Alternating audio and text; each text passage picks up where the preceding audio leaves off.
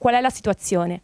La situazione è molto difficile, specialmente con la passeggiata chiusa, risentiamo tantissimo, c'è un traffico che è intenso, molto, soprattutto dalle 4:30-5 del pomeriggio in avanti e la mattina dalle 8 alle 9, 9:30, come fasce di punta, diciamo, di traffico. Trovate delle alternative, delle soluzioni?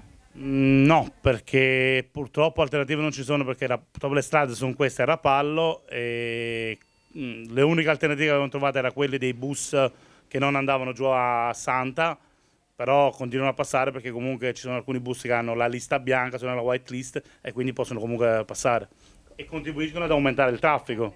Disagi soprattutto nelle ore di punta, perché sia al mattino che poi alle 12, verso mezzogiorno, 12:30, si forma un caos, è una cosa allucinante.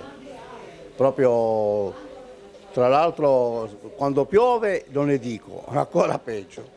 Quando piove è ancora peggio perché tutti usano poi la macchina e chiaramente dire che c'è anche via Milano, via Torino, ma perché questa qua, essendo l'arteria principale che ti porta all'autostrada, e allora si sviluppa tutto qua.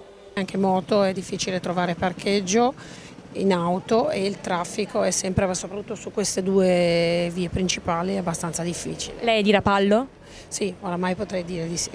E si muove principalmente in moto? In moto, sì, esattamente, ed è anche abbastanza difficile negli orari di punta muoversi in moto. Anche qui cerchiamo di farli lavorare di notte, di evitare weekend e momenti più trafficati, però i lavori sono tanti e la gente anche deve abituarsi a lasciare il più possibile la macchina a casa, perché non sono lavori che termineranno in un mese o in 2 mesi.